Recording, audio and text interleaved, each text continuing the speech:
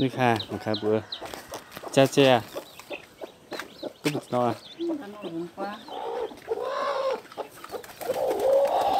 nó sân cái ăn tao nó sát tải đâu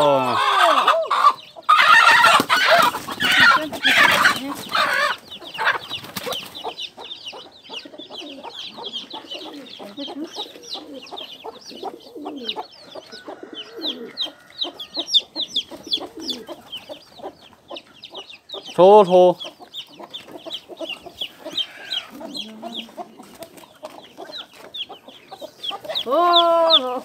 tụi nó chạy đi nó vừa cu nó tê xe này tổ nó chỉ còn tôi xỉa nó nó mắc cái chú nè nhà rồi ô em rõ cái này nè xỉa nó cu như nè cái chung cũng chết tí nó vậy nhỉ xỉa nó có tôi xỉa nó từ nó chẹp nhỉ nó hang cào hang nó chế với hết đây ăn chay phun tao tê đáo để xe đó ô đó tê bữa ha để xe đó tê ra tê đảo tôi chỗ bộ tê cái màu này nó của nó nữa đảo tôi để chỗ xe em con tuổi có cái này sao nó không có cái trốn chung khu có vẻ này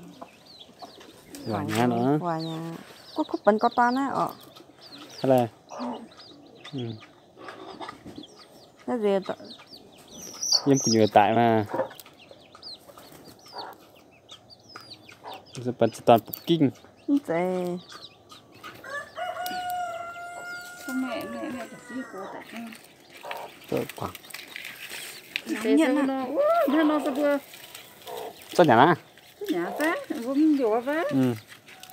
tí tuần cái gì mất cái tài cả đâu cổ lông nha cổ lông ở năm cái xuống tá tôi bún nó vừa bữa ở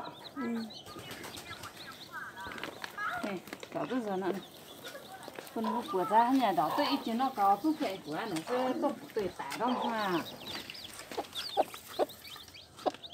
này bây giờ che sân hoa tì cha che nó luôn qua thì nó lỗi á giờ tôi hiểu thế tuần nó khúc bánh cái này đã là tuần phi mà kèn xuống sao tao mình ăn trên nhìn nè có phân dần rất nhả nè ăn trên đừng cố tới sao tốt thôi à nó có tại sẽ có nó phải sắp con nó chết tao có nó này nó có gì ha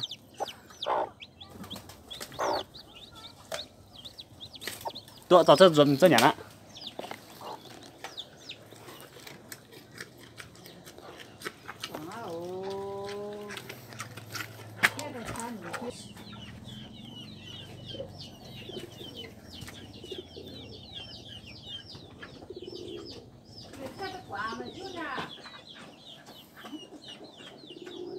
đào quại mà in nom đào chơi mà cành bùa đào cao che đào cao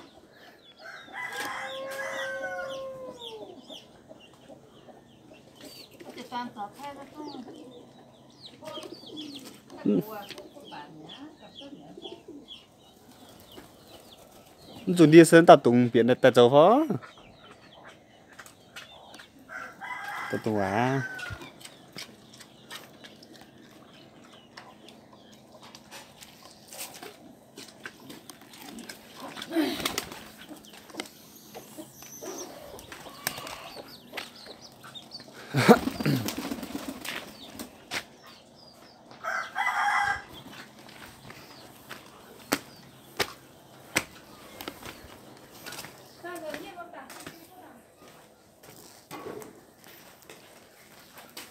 tăng thích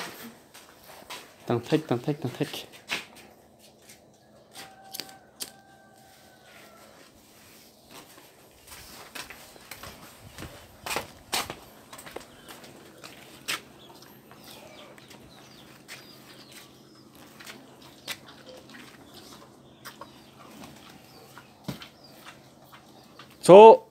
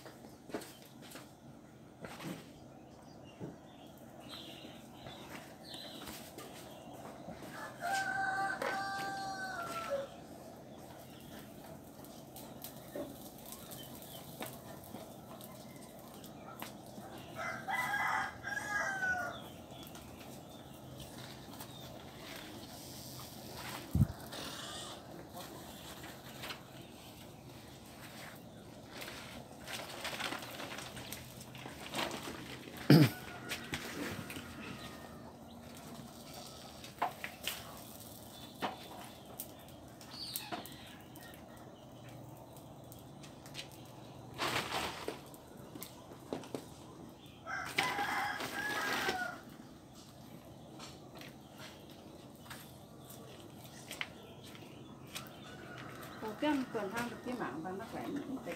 đảo đó.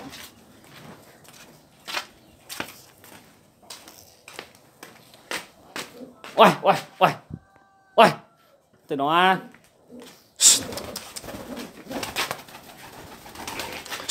Ôi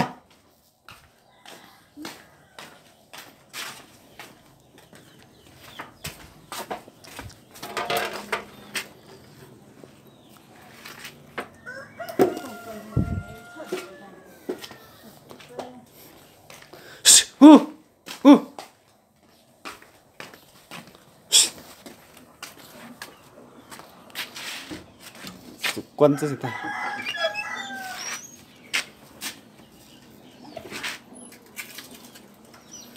Ta tổ nhàn cho các khu nha. Bữa tôi tung.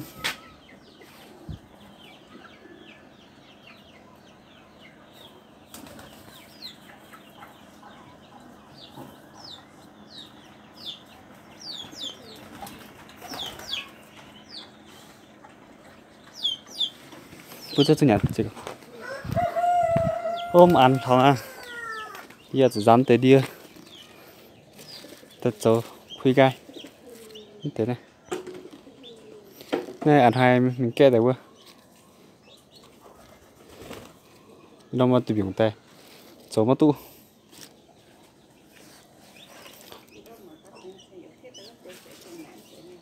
Nên là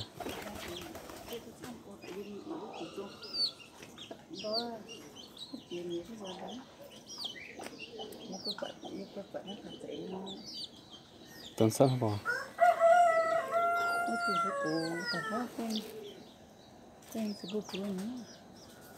Cô ta ha.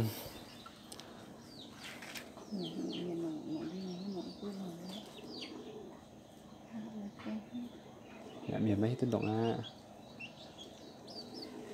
Sẽ miền mấy tính động á này sẽ này nòm sẽ hân tật yết chân như bèng ná như tập bèng ná nó sẽ họ mất dấu quảng á để thảo quanh dùng xe miền bắt động dùng dấu đi mất hơn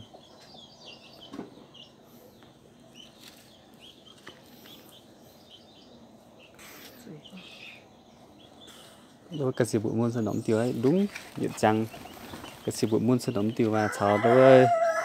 mà tiêu trẻ dây mà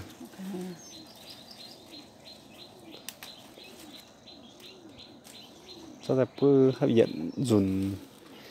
nhau tôi dẫn nhau cái này gai Cô đó nó trồng xì phải mình chọn trồng xì về đó.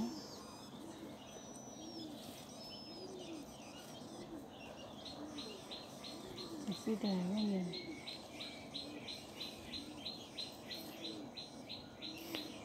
nếu có mà như có bánh rẻ nhá Bánh rẻ nhá nó điều tới quan nó chỉ để ăn đó áp bê bơ linh luôn cắt quan kia đi sao tôi cắt tôi bánh quán á tiêu này như bánh hiện chiêu quản căn cắt đi sao tôi cắt cán này ha điều tôi này quan chẳng này khi tôi cắt tại tầm đó trắng ra này